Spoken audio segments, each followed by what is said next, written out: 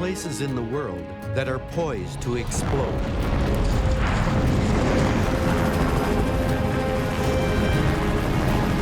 Hotspots that radiate unimaginable energy.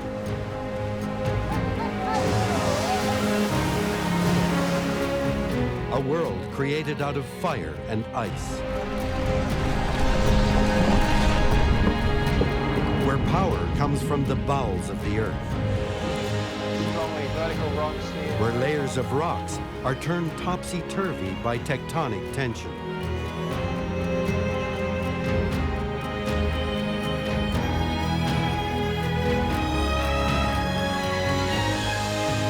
Where that tension has been released into a vertical land of glacially carved pinnacles and geologic wonder.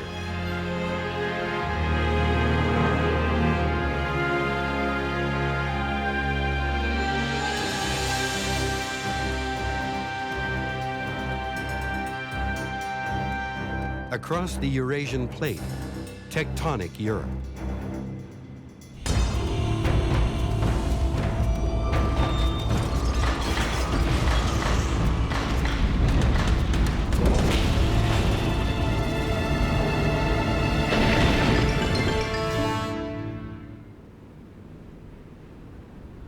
A lonely, empty research hut on the southern coast of Iceland. Yeah, this is quite an emotional moment for me because we spent a lot of time here back in 1977. This was our home from home when we were working on the glaciers. Canadian geologist Nick Isles has not been here for a very long time. And that was my bunk down there, and this would have been full of people with wet gear hanging from the roof, probably a fire out there trying to get some warmth. These days, Nick is a professor of geology at the University of Toronto. When we were working here, the ice was a lot closer than what it is now. For geologists like Nick and his good friend from Reykjavik, Kristen Gudjonsson, Iceland is a wonderland. If you go over the ridge, the glacier's gone back a long way now. It's a place where the effects of tectonics are palpable, and where the relationship between volcanoes and glaciers is always changing. Now, in the grand scheme of things, Iceland is small, and to some, it may even have seemed inconsequential. That all changed in the spring of 2010. Eyjafjallajökull started spewing ash for the first time in 200 years. And the position of Iceland in the world's consciousness went from this to this. The ash cloud was dense enough to cancel flights around the world. The column went as high as 11 kilometers into the sky. There are particulates in the ash that could choke the air intake of a jet engine. It was the biggest disruption in air travel since 9/11.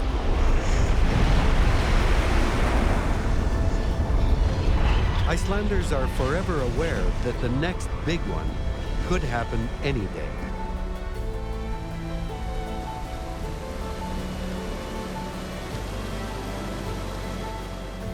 In Iceland, the glaciers sit on top of the volcanoes like lids on cooking pots. Every now and again, the pots boil over and the lids lift off, and kaboom! Floods, ash, and lava are everywhere, exploding with enough force to twist these steel girders from a highway bridge like pipe cleaners. So the glaciers are the regulators of volcanic activity. Mýrdalsjökull, where Nick and Kristen are heading, is a relatively small Icelandic glacier. But don't let that fool you. It's still formidable because it covers a nasty simmering volcano called Katla. And you can smell the sulfur, so you know there's a volcano underneath here. It's an example of a dirt cone. Yes. Which is volcanic ash. It insulates the Yeah. So if ice. you dig away at the surface, there's ice underneath. So it's not a cone of solid ash. It's actually just quite skin. thin. Yeah, it's a skin. Yeah. We've got to remind ourselves all the time of that. There's an active or a quiet volcano right underneath the ice. Well, maybe not so quiet. It's just simmering. Simmering, ready to go. If that monster volcano Katla went off, the explosion would be an estimated 10 times stronger than Eyjafjallajökull.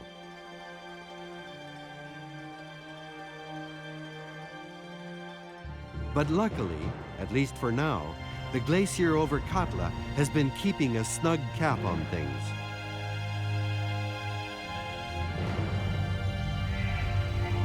Glaciers and volcanoes. The relationship between the two would seem highly incompatible. But it's because Iceland is still young and still cooking. It's only been here for about 8 million years. Iceland is also part of the ocean floor, pushed up to the surface by heat. That's why Iceland is so important to science, because there is nowhere else where geologists can walk across the landscape and at the same time study how the seafloor is spreading due to magma coming up. And magma is the fuel of plate tectonics. There's nowhere stable on the Earth's surface today. Everywhere is moving.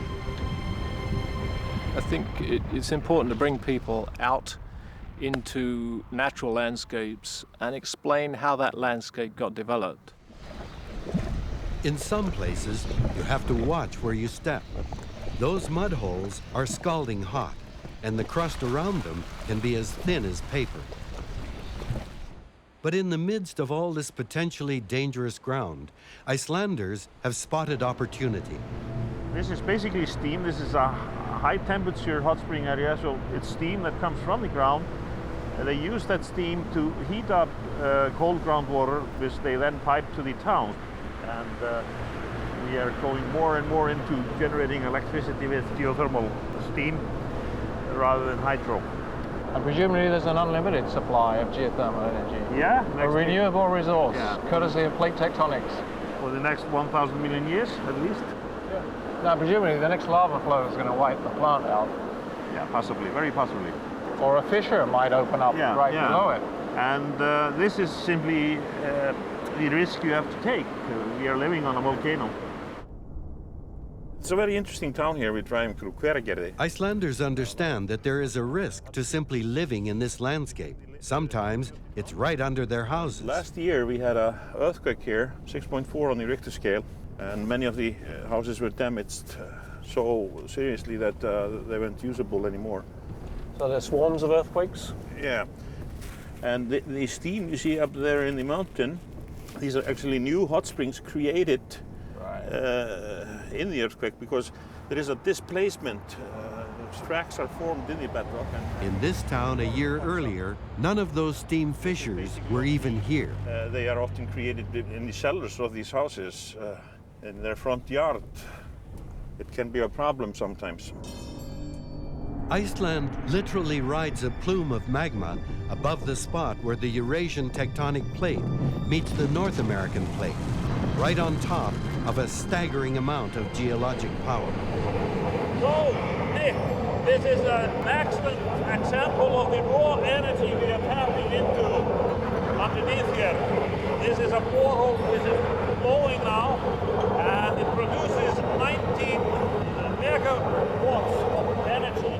19 megawatts is roughly the same amount of power generated by 4 electric locomotives. When they first tap one of these boreholes, it explodes with so much force that engineers have to let it blow off steam for weeks until they can cap it with a high-pressure pipe. So this is only happening here because we're near the edge of the plate. It's very thin, we're close to the mantle source, and the rocks are really fractured, so the water glides down and it comes up superheated. Yes, yes. And if we wouldn't have a muffler on this, we wouldn't be able to stand here. The sound would be so we'd lose our hearing within seconds. All of this power is here because magma is coming out of the entire length of the rift all the time. It's where plates are being built. It's like 2 conveyor belts moving in opposite directions, pushing the plates apart. Because Iceland's rocks are on the surface and right on the plate boundary, it's the perfect place to see how plates grow. This place is called Thingvellir, and that path down there runs right along where the plates meet. So could you automate the network that you've got? Yeah, we have. Professor Freystein Sigmundsson takes regular measurements here. He's keeping track of how fast the plates are separating. The rate of plate movements here in Iceland is about the same as the rate of the growth of your fingernail. So when we come back after a year, we can measure the spreading. In Iceland, this is 2 centimeters per year. And we're looking out across a big rift valley, which is the boundary with Europe. Yes. And you're measuring the rate at which North American plate is being pushed to the west. Yes, exactly. Regular measurements have been conducted here since the acceptance of plate tectonics in the 1960s. So if it wasn't for the Icelandic plume, all this would be underwater. This would be part of the North Atlantic Ridge and we wouldn't see it. Yeah, we would be 3 kilometers below sea level.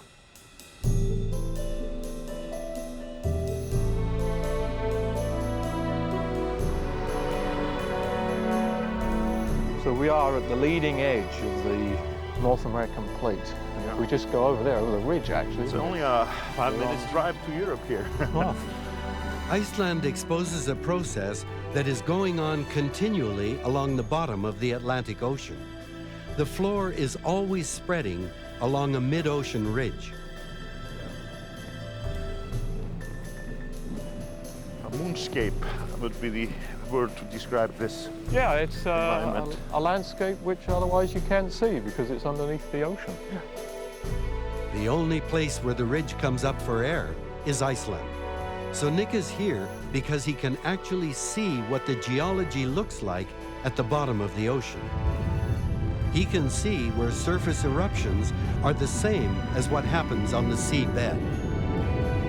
As we knew more about the ocean floor, as we knew more about the center lines of the ocean, such as what we see in Iceland, where new crust is being added and that addition is pushing the plates aside, as that information got added to geology information, it became completely clear that the continents had migrated as part of plates. The plates have their own system of movement. They come together, they break apart. The Earth's last supercontinent was Pangaea. For a long time, it remained intact, and then the plates broke apart, and we wound up with the continents and oceans we know today. The Eurasian plate stretches from Iceland, where it is born, to the Alps in Switzerland, where it smashes into Africa. Eventually, Nick will make his way down there, but not yet. There is still way too much stuff going on in Iceland. Olafur Eggertsson is one of those Icelanders who has taken full advantage of the cheap local power. He's been tapping into a volcano for years. Yes, naar Borholen. So here we have the borehole.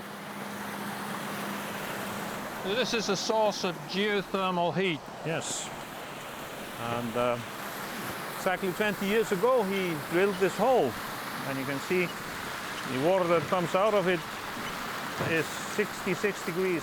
Olafur uses the geothermal water to heat his whole farm, barns and all, while tapping the force of a glacial waterfall to run an old turbine that his grandfather built in the 1920s. So any surplus energy that you generate gets put back into the national grid, is that right? Umframframleiðsla hjá þér færi þá inn á netið. Já. Ég sel rafmagn og ég kaupi rafmagn. En þetta svona svolítið jafnvægi og símareikningurinn minn, hann hærri en rafmagnsreikningurinn. When he is producing more electricity than he needs, he sells it to the grid. When the farming operations are the most demanding for electricity, he has to buy off the grid, but it evens out, and what he pays for electricity for his whole farm, this is a big farm for Icelandic standards, it's less than his phone bill. So. Unfortunately for Olafur, his cheap heat and power come from Eyjafjallajökull, the volcano that exploded. It's right behind his farm. Olafur snapped this picture just as he was being evacuated. The thing about Icelandic volcanoes is that they hit with a triple whammy. When one starts to bubble, it melts the ice on the underside of the glacier, and that creates the risk of flash flooding. That alone can be devastating. But then the ash starts to mix with the water. The pressure of the eruption lifts the glacier, and fast-moving walls of debris go speeding into the valleys. Icelanders call these jökulhlaups, which literally translates as leap from a mountain. Finally, once the glacial lid on top of the crater has melted, a full-on volcanic eruption happens, showering the surrounding countryside with ash. The 2010 eruption covered farmers' fields with 20 centimeters of ash. It has rendered them useless until the ash can mix with the soil, making the fields arable again. That could take years. In the ruins of a centuries-old stone shepherd's cottage, a subterranean vent into the kitchen is still open. A whisper of geothermal steam rises through an ancient stove. While in the background, drilling rigs go searching for the geothermal motherlode. There are few places in the world where you could do this, drill right through the crust and plug into the energy. So quite literally, this is drilling into a volcano to mine heat from the bottom of the Earth's crust. Yes, and go down 50 meters per day on average, depending on the type of bedrock you have. The length of this hole is more than 2,000 meters. The longest one here is about more than 3,000 meters. And up north they are drilling a hole which is 4,000 meters. And when you consider in these areas the crust is about 5 kilometers. So they're almost through the crust here. So when people say we're running out of energy, that's not strictly true, is it? No, not when you, not in the terms of geothermal energy, definitely. As long as we have active volcanoes in Iceland, we will have energy.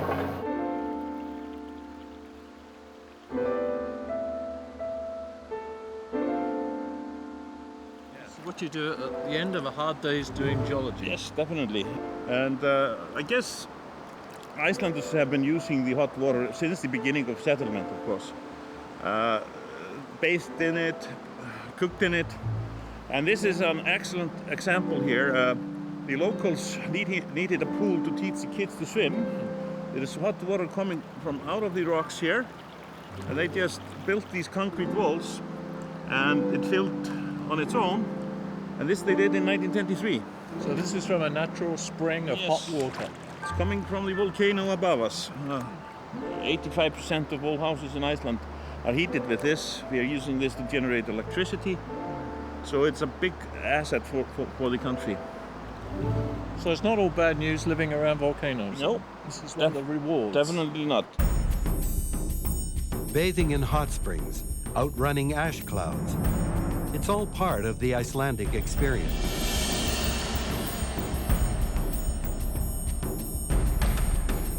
In 1783, when the volcano Laki last went off, lava fountains reached over 1 kilometer into the sky. The ash followed from the eruption drifted to Europe and pretty much eliminated summer in the UK. The effects of Laki precipitated the Little Ice Age in Europe at the end of the 18th century.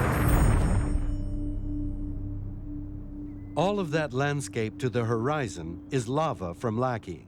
It completely altered Iceland's southern shore. So we are looking at the lava field from Laki in 1783. The fissure is some 50 kilometers north of us. And the lava flowed down the valley of Skaftartunga and actually followed the channel of Skaftá River. And the first thing that the locals noticed was that the river actually dried up because the lava dammed the river. And then they saw, of course, smoke up north. And then eventually the lava came down here and it spread out on the lowland. Flowing down from our right to our left. It's literally a sea of lava, isn't it? The scale is unbelievable. It is. And this was the largest lava flow anywhere on the planet in the last 10,000 years. Yeah.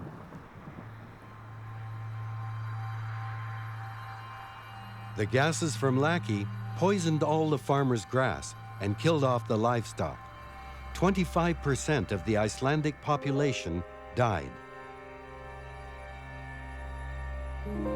Yeah. So this would have been a real scary place in 1783. Yes, definitely. And after it sort of froze here, It became an obstacle for transportation. Of course, it destroyed a lot of farms. And I mean, there wasn't a decent road going through here until in the 80s. So it's,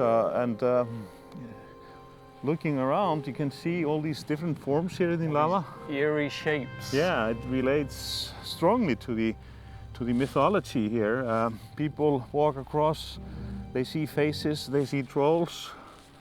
It's not difficult to imagine walking through here in the night. So this is a place they would have kept out of. Yeah, They would yeah, have been scared of definitely. it. So has this been embedded in the Icelandic culture? Yeah, I would say so. Yeah, definitely. And in fact, the locals here still talk about the time before the fires and after the fires. It's still a time mark, sort of, for the local history here, even though it was as far back as 1783. As far as Icelanders are concerned, the whole southern coast could be dramatically altered again with one big volcanic blast. The lava could conceivably pour right over the top of this, one layer on top of another. That's how plates are built, and it's also the reality of life here, a deep cultural understanding that the Earth will behave however it wants, whenever it wants to. So this is where fiery, red-hot magma has flowed out and cooled quite quickly. Icelandic legends say this basalt is actually made out of petrified trolls. Like organ pipes. Yeah, they are. It's a very fine-grained rock too, isn't it? I can't see any large crystals in there. But scientists say these organ pipes were actually made millions of years ago, when highly fluid molten rock rapidly cooled and took on these shapes. And the top of the flow is up there and its bottom down here. And the more rapidly cooling, the smaller the columns. And if it's very rapid, they can wind up forming a cube. It's a stark reminder of how active the mechanics of the Earth are.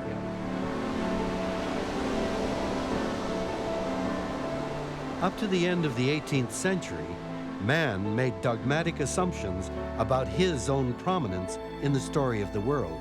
It was young and made for him by God.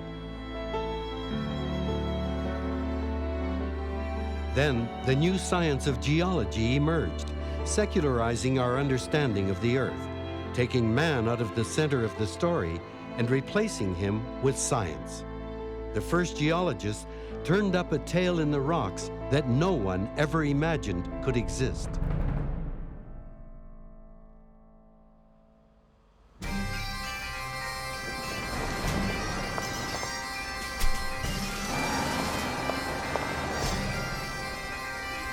The Scottish capital of Edinburgh is a geological city, if there ever was one.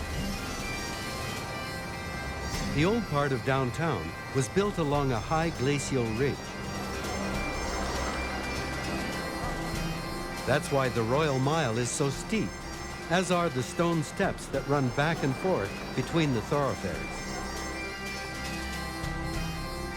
Edinburgh Castle sits strategically high above the city, built on the plug of an old volcano that last erupted 350 million years ago.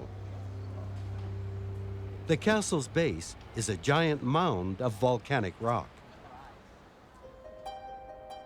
There's a wonderful Gothic spookiness to Edinburgh. A lot of it has to do with the rock. The Greyfriars Kirkyard is filled with many a stonemason's visions of death.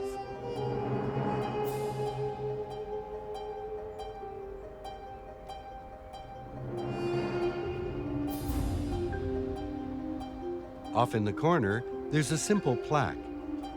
James Hutton, founder of modern geology. If you weren't looking for Hutton's plaque, you'd miss it. But geologists make pilgrimages to this spot. Hutton was an 18th century scientist who used to make regular hikes around the Salisbury Crags, a big important hunk of highland geology right in Edinburgh. And it was while trekking here that he came upon his big idea, that the world was born from heat and was much older than scholars said it was. In 1650, James Ussher, the Bishop of Ireland, carefully worked through the Bible and did the math. He determined that creation took place on the 23rd of October, 4004 BC, a Sunday. By the late 18th century, the Earth was almost 6,000 years old by Ussher's figuring, born out of the Great Flood as described in the Bible, until Hutton said the Earth was much older and born out of fire. Hutton was a farmer, and he was very interested in soil, about the sustainability, the habitability of the planet. And although he believed in God, he argued that God had got the Earth going, and then these cycles based on heat in the inside of the planet resulted in uplift, renewal, and subsidence, and deposition. And so the Earth hadn't been created in a very short time, as the dominant theories had it. And then, of course, that completely destroyed, ultimately, the idea that the Earth's surface was a product simply of large floods, Noah's flood. It couldn't be, because rocks had been produced in a molten state. At the end of the day, he is the father of geology. He was the first guy to realize it wasn't just biblical. This is called Hutton's section. It doesn't look like much, a seam in the rock just off a footpath. But students come up here from the University of Edinburgh as part of their studies. It's not that. It's not as impressive as some of the geological outcrops you can find. You know, it's not even as obvious as it could be. But nonetheless critical.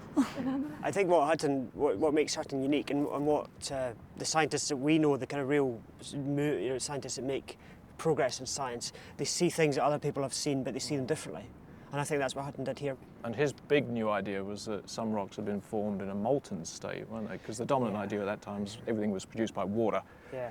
Noah's flood, all that stuff. Hutton got down in here and realized that two different kinds of rock were blended together, as if one kind was injected into the other.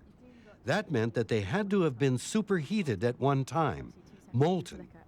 And if you go in closer and look at the two different rock types, the top one is made of small crystals, which is typical of volcanic rock, whereas the one beneath it is clearly made of separate particles and clasts and is kind of laminated in a way that the top one isn't. So you've clearly got two different rock types. And so Hutton's vision was of this being liquid magma seeping in through the rocks and destroying the existing rock, bending and twisting it up. Close to the city of Edinburgh, within just a few hundred yards of his house, here's a great example he can bring people to, and he can say, look, here's evidence that it wasn't just layers on the seabed, something else has happened here. There's different rocks formed at different times, and therefore the big jump, the Earth is ancient.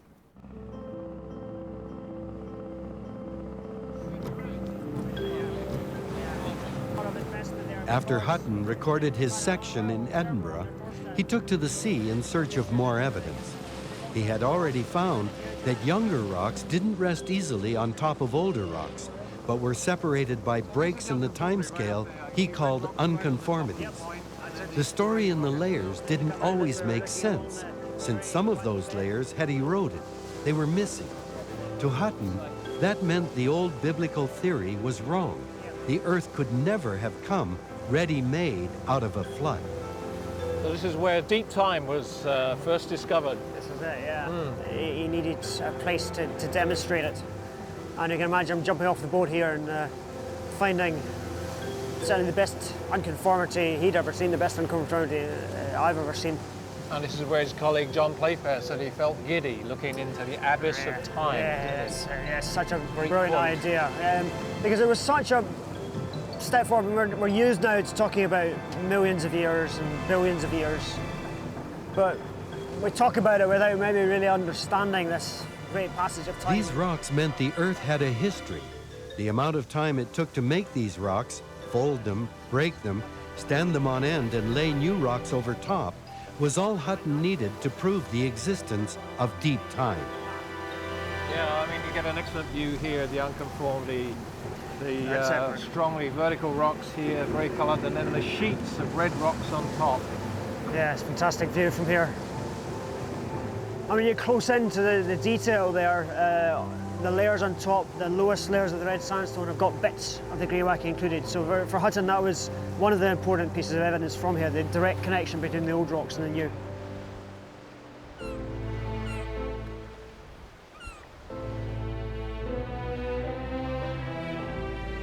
The British Isles are in the middle of the European plate, and they are subject to pressures that come from both ends.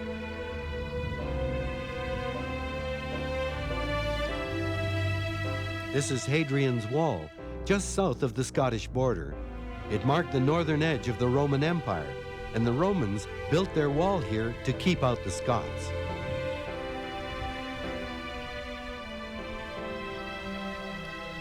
And it's sort of ironic that the Romans built this wall to try and separate the Scots from the English and try and undo what plate tectonics had done 400 million years earlier.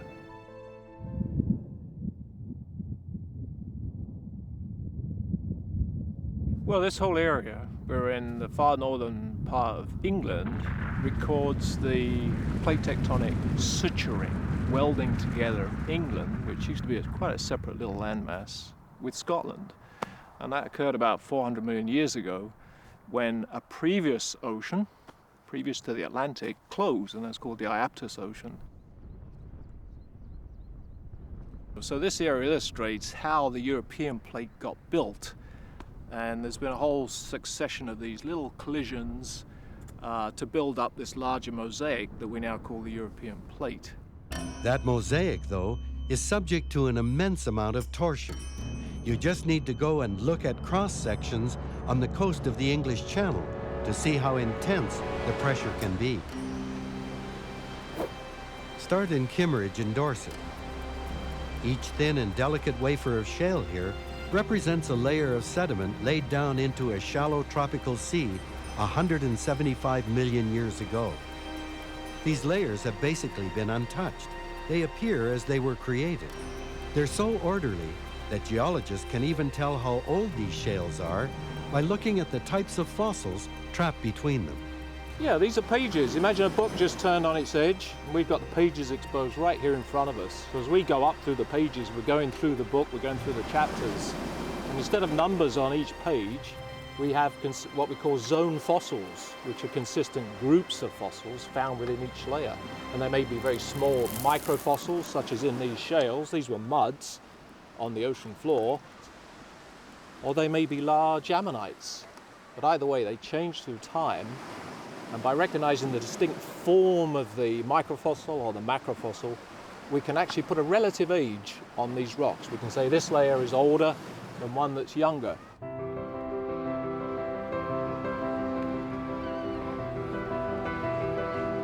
Just down from Kimmeridge, holidaymakers search the bluffs at Lyme Regis for larger fossils. So many fossils have been found in the layers of rock here that the region has been renamed the Jurassic Coast. Especially for the fossils. And no one searches more keenly for Jurassic fossils in Lyme Regis than Steve Davies, who runs his own museum here. It's just full of them, isn't it? We can see, just looking at this, we've got quite a range of different shapes and sizes of the beasties. But as you go up through geological time in the Jurassic, there are thousands of different species, varying in terms of size and the ribs that grow on it. The coiling, sometimes they're tightly coiled, sometimes they're really open coiling. So there are important concepts about time and almost barcoding different rock layers by their fossils. You can recognise distinctions in those ammonites, the zones and the subzones, with a resolution of maybe 250,000 years of time. That's like being able to recognise an instant in our day. It's amazing. So you can put a rate on evolution itself? You can do that, yeah. It's the fundamental bit of geology that you can categorise a body of rock by its fossils and track it across. Same fossils, same rock. You don't need to be thinking in terms of Darwin and evolution and millions of years, just same fossils, same rocks. Now look at those same rocks down the shore a bit from Kimmeridge and Lyme Regis. Here at Lulworth Cove, the effects of the compression are pretty clear. The question is, where did that pressure come from? Well, these rocks have been body checked by Africa coming up from the south. Think of a bow wave in front of a huge tanker. Think of Africa as a giant tanker coming up north. So right close to the bow, you've got intense folding in the Alps. A little bit further away, you have smaller waves. But essentially, it's a big bow wave on a giant scale as one continent plows into another plate. And it gently rippled the rocks to give us these folds and the gently rolling countryside. When I first came here, this was in the 60s, and geology was really very much concerned with stratigraphy, the relative age dating of rocks. Rocks are older than these are younger than those, and so on. These are my notes that I made when I was a student of geology, late teenager. We had to keep a notebook where we describe what we saw, and I sat up here and made sketches of these very cliffs. So that's their hole. This is the Lulworth Crumple. These were flat-lying Jurassic rocks, and they've been pushed by African plate coming up from the south. Coming back today and seeing this, I see this in a completely different light. It's not just layers anymore, it's deposits of a now extinct ocean. And I can now put this in a plate tectonic content and look at this in its global perspective. So there's been this tremendous development of plate tectonic science. And the revelation has really been of the recognition that continents come together, they form supercontinents, and then they break up.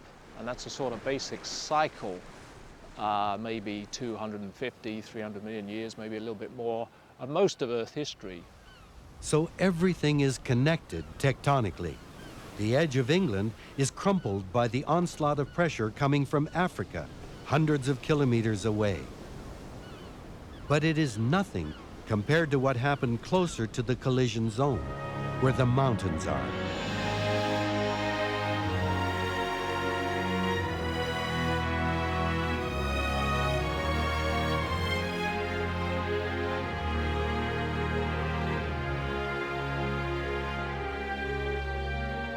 The Alps touch 6 countries in Europe, including Switzerland.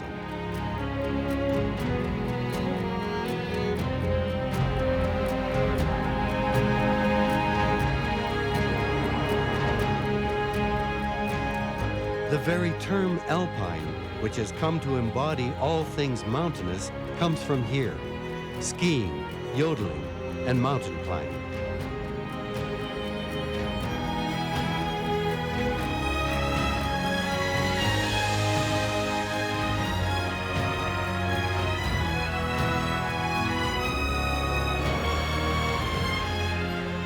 Geologists see the Alps as more than that. They see a story of tectonic violence and the Earth in the throes of contorted change. Iceland was what they called the passive end of the Eurasian plate. This is the active end. Shall we? Yes, go to the top of the Matterhorn. Geologist Stephen Johnson from the University of Victoria has spent years tramping around the Alps. Well, what a day, eh? I mean, really. Yeah, we're very lucky, aren't we? Yeah. His specialty is studying the structure of mountains, and he's been working on how the Alps were formed. Yeah. All of this rock actually was deposited south of the European continent on oceanic crust. Yeah. Africa's moving north, and its northern end is colliding with Europe and giving us this mountain range. Well, the rocks that we see in this lower part of the mountains were, again, marine rocks deposited in an ocean that's long ago ceased to exist. Yeah. Because it was caught up. It's a pretty safe rule to follow that when continents collide, seas die.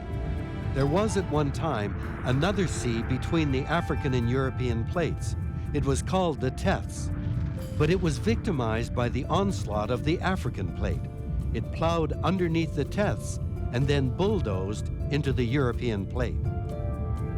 We know that the ocean started to close enough to affect Europe in the Jurassic, so some 180 million years ago. We start to see the European continent bending down, getting flooded by the ocean, and it's being dragged down by this oceanic plate sinking down beneath Africa.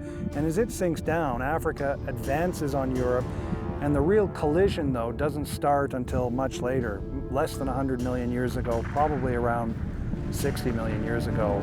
So it's a long process. The plates only move centimeters, maybe 10 centimeters a year, so it's snail-like compared to the way humans think and the way humans observe.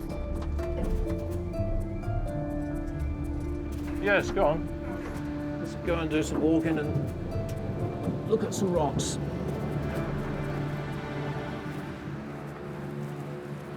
It's an iconic view, isn't it? God, just amazing. Yeah. You can see why they call a lot of their high mountains dents, teeth. Yeah. Yeah. They might look like teeth now, but all of this rock was originally huge blocks after the continental collision. The shifting of the plates caused the blocks to pile on top of each other. Then the glaciers moved in and started sculpting the blocks into the mountains we see today. Yeah, it's worth remembering, isn't it, that the rocks that make up the mountain are old, but the mountain itself is almost brand new. It's been formed all the time by erosion. Like, how long did it take to make a mountain like that? Well, it's been cut by glacial erosion, and glaciers have only been in this area for the last couple of million years. So it's a very, very young mountain chain. Yeah. Geologists are really storytellers, and they gather their material by clambering over rocks. Steve is following some evidence here that helps tell the story of mountains and plates and lavas and continental uplift, all on one single boulder. Yeah, what do you think we have here? These are actually fascinating right here. The kind of shapes we're seeing in the rock here. Can you see this this little ridge that runs out here like this? Yeah, it's a little rim. Comes, yeah, like a rim. Comes all the way back around. And there's another one here that goes out. I think these are pillow basalts that have been highly deformed. That have been squeezed and flattened. Pillow basalts are formed by a volcanic eruption underwater. When the lava hits the cold water, the surface hardens into a pillow shape. The presence of old flattened pillow basalts here means that this was once part of an ocean floor, and the makeup of the rest of the rock says that this boulder has been on an amazing tectonic journey. So this is conclusive evidence of the existence of a former ocean between Europe and Africa. So this would have been crust sitting under 6 kilometers of water in an ocean. And then you notice, well, it's flattened, but also all of the micas and metamorphic minerals in here, these things have been highly metamorphosed. And in fact, you can see little pock marks in here that are little red garnets. So this is a rock we call eclogite, right? So this has been subducted down below Africa to great depths. Yeah, maybe 100 kilometers down into the earth. The thing that always amazes me about this kind of rock is how can you take a rock like this down 100 kilometers and then get it back to the surface? It seems unbelievable. You need to erode a lot of crust on top, don't you? It's a balance between cutting down into the rocks and more rock being brought up and exposed. Yeah, I think you'd have a hard time, though, with just erosion getting this back to the surface. I think somehow the African plate must act like a bulldozer, and it caught a piece of the oceanic crust and brought it all the way back up. It's like an elevator. Yeah, yeah.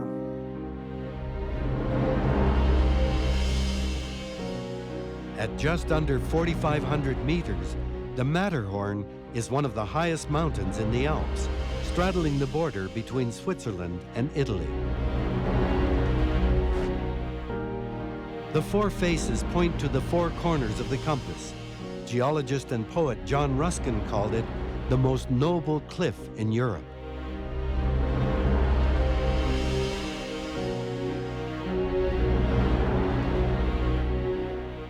So we're sitting in front of a classic European mountain, an icon in Europe, but it's not actually made out of European rock, is it? Yeah, it's amazing, right? We're sitting on these oceanic rocks down here that were the south margin of Europe, and that whole edifice that is the Matterhorn is again continental rock that sits above all of this oceanic rock. but it's not Europe. It's actually a piece of Africa that's been shoved right in over top of us, back towards Europe. Yeah. So it's an African mountain. It's an African mountain. Yeah, no, it's Italy is actually a prong, a peninsula that sticks off the north margin of Africa, and it's that Italian peninsula that's driven into the soft underbelly of Europe here, and that's the leading edge of Africa, sticking up over top of Europe here. So that's ironic again. We're on the border of Switzerland and Italy, but we're on the border of the European plate and the African plate, tectonically.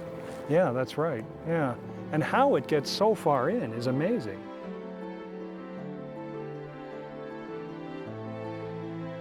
Trying to understand tectonics can make the story of the Earth seem so random. How else can we explain that the most recognizable mountain in Europe happens to be African? But in tectonics, geologists see a sense of order and predictability. They know that the Earth is never truly settled. Even if mountains are only moving a few millimeters a year, they are still in motion. And before the tunnel, of course, there was a road over the top. And before that, there were tracks. The St. Bernard Tunnel cuts through almost 6 kilometers of the base of a mountain. Because we're going south into Italy, as we cross the international border, it's very close to the plate boundary too, isn't it? Yeah, the border between Switzerland and Italy essentially is just about that boundary between the African rocks that have been pushed north over the European plate. So the tunnel itself was cut right through the plate margin. Yeah, the Alps still are a very active, seismically active region. Yeah, which is another problem they had to contend with in building the tunnel, major earthquakes. Yeah, maybe we shouldn't talk about that right now. All right.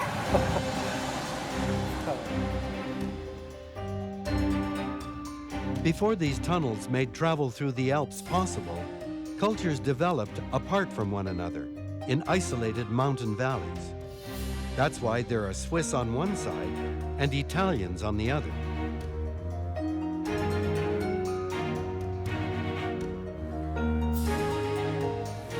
Yeah, I'm always fascinated by the extent to which mountains have shaped human history.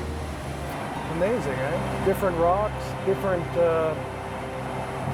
fauna. Feels like Africa. Smells like Africa. Actually, there should be a big marker up somewhere, shouldn't there? Saying you have crossed from Europe to Africa.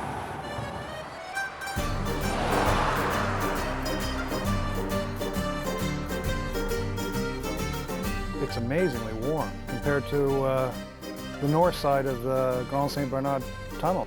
Yeah, this warm air coming up from the Med has a noticeable effect on the climate. You see the snow lines much higher, there's much less snow. Than on the Swiss side. Yeah, so there are fewer glaciers on the Italian side, they're higher and smaller.